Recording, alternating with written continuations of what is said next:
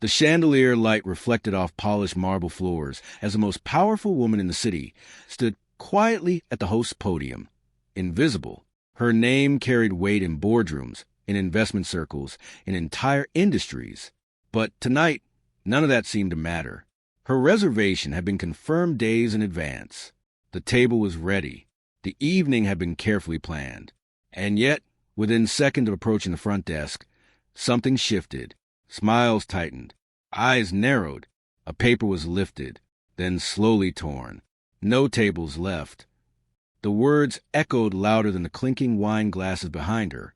What the staff didn't realize was that the woman they had just dismissed wasn't just another guest.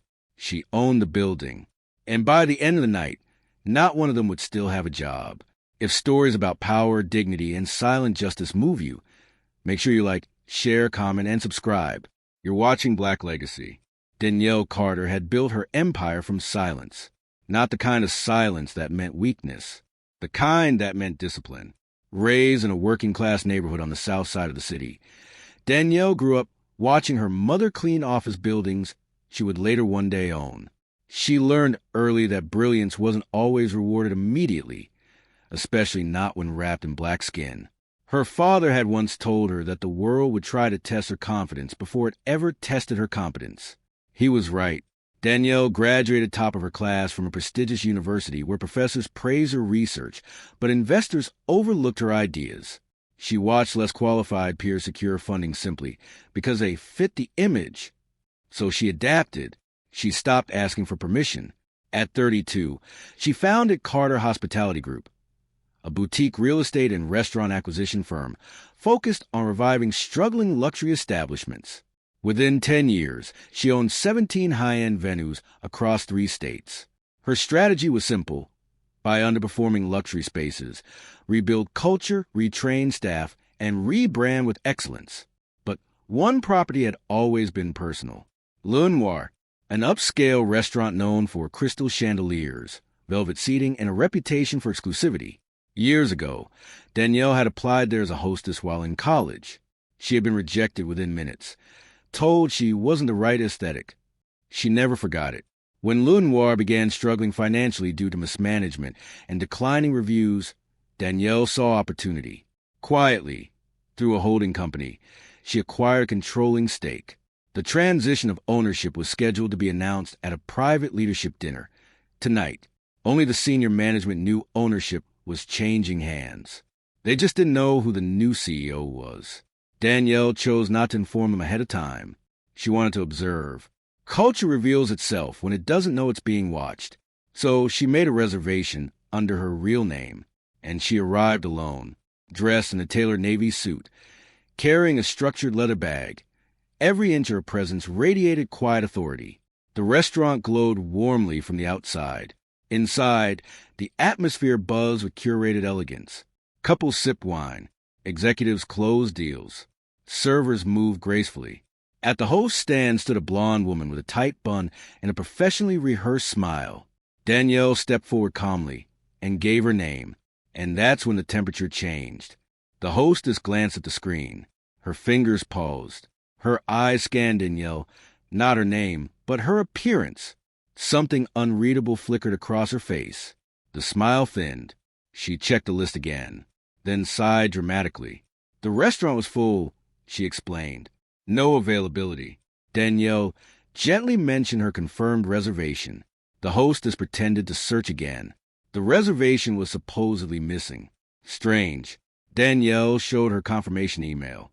The hostess took the printed reservation slip, stared at it, and then slowly tore it in half. And, oops, delivered with mock sympathy.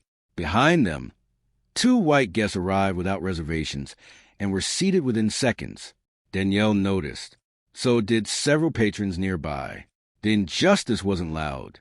It was smooth, polished, subtle enough to be deniable, but deliberate. Danielle felt that familiar tightening in her chest, the one she had felt years ago when doors closed politely in her face. She scanned the dining room. There were empty tables, reserved signs placed strategically, servers whispering, a manager watching from the bar area. Without intervening, she realized something critical. This was an accident. It was culture, the culture she now owned. The general manager, Thomas Whitaker, eventually approached, mid-40s, immaculate suit, measured tone. He reiterated the apology, explained they were at capacity, suggested perhaps she try somewhere less busy. Danielle observed his language carefully. He didn't ask her name again. He didn't verify anything. He didn't offer accommodation. He assumed. She stepped aside quietly. Instead of arguing, she sat at the bar, ordered sparkling water, watched. Over the next 30 minutes, she witnessed. A black couple told they must wait despite open seating. A Latino family discouraged from dining due to large party inconvenience. A white influencer ushered in immediately with staff enthusiasm. Servers ignoring certain tables longer than others. Patterns revealed truth faster than words. Danielle's jaw tightened slightly, but her posture remained composed. She texted one person, her legal director, "Come now, bring documentation." 10 minutes later, she stood, walked back to the host stand, requested to speak with the general manager and department heads. Thomas approached again, visibly irritated. He asked if there was a problem. There was, just not the one he expected. Danielle calmly opened her bag, removed a thin leather folder, and placed it on the marble counter. Inside were acquisition papers, ownership transfer agreements, signed, executed, effective immediately. Thomas's confidence cracked first. Then the hostess's face drained of color. Then the whispers began. Because in that moment, the invisible woman became the most powerful person in the room. The dining room grew quieter, without anyone announcing why. Power has a sound, and it had just entered fully. Danielle introduced herself properly. Chief Executive Officer of Carter Hospitality Group, new majority owner of Le Noir, effective tonight. She didn't raise her voice. She didn't accuse. She didn't humiliate. She simply described what she had observed: the torn reservation, the selective seating, the patterned dismissals, the lack of verification, the silent compliance from management. She explained that luxury without integrity is just decoration, and that discrimination dressed in politeness is still discrimination. Thomas attempted to explain, to minimize, to suggest misunderstandings. But security footage had already been accessed remotely by her legal team. The evidence was clear. Danielle then did something unexpected. She didn't fire just the hostess. She terminated the entire front-of-house leadership team, effective immediately, because culture isn't created by one employee. It's tolerated by many. Gasps rippled across the restaurant. Some guests applauded softly. Others stared in disbelief. Danielle turned to the staff who remained, servers, kitchen workers, bussers. She clarified something crucial. This was not about revenge. This was about standards. Anyone willing to uphold equity, respect, and professionalism would be retrained and retained. Anyone unwilling could leave tonight. Silence lingered. Then one server stepped forward. Then another.